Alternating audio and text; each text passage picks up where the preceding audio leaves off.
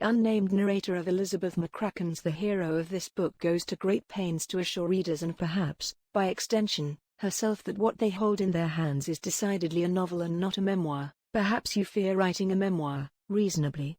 Invent a single man and call your book a novel. The freedom one fictional man grants you is immeasurable. Readers are likely to come to their own conclusions as to whether this book is a memoir, a work of fiction, or something intriguingly in between. But that uncertainty doesn't diminish the pleasure involved in reading this slim volume about writing, family and grief.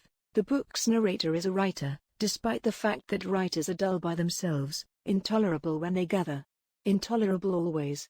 I find myself intolerable, the author of these sentences, which means I am writing a book about a writer. The narrator is returning to London for a trip during the summer of 2019, the summer before the world stopped and the summer after her mother's death. The book's framing story follows the narrator on a day around London, from checking into her small hotel to visiting the London Eye, the Tate Modern, and attending a performance of A Midsummer Night's Dream.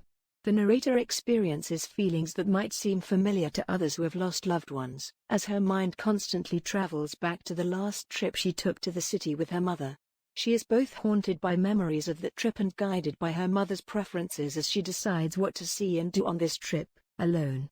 She even has lingering travel regrets, realizing too late, for example, that the London Eye could have accommodated her mother's mobility challenges, even though she previously had written off the attraction as impossible for someone in a walker to navigate. The narrator's mother's cerebral palsy and associated ways of moving, combined with the narrator's advice to her writing students, don't forget your character's physical selves, means that she spends a lot of the book considering her parents' bodies and how they are tangled up in her memories.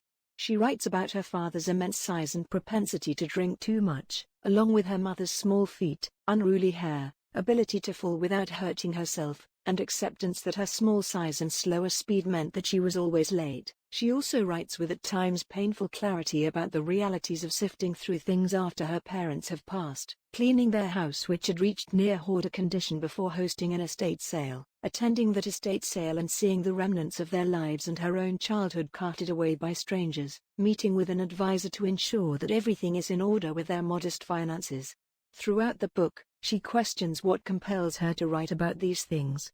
She also wonders if her mother's death has granted her a freedom of a sort, in enabling her to finally include her mother as a character, in fact, the titular hero, in a way that would have been impossible if her mother was still alive. Novel or memoir? At the end of the day, this distinction is the least important part of this beautiful, timeless book about the heroes we lose and what still remains.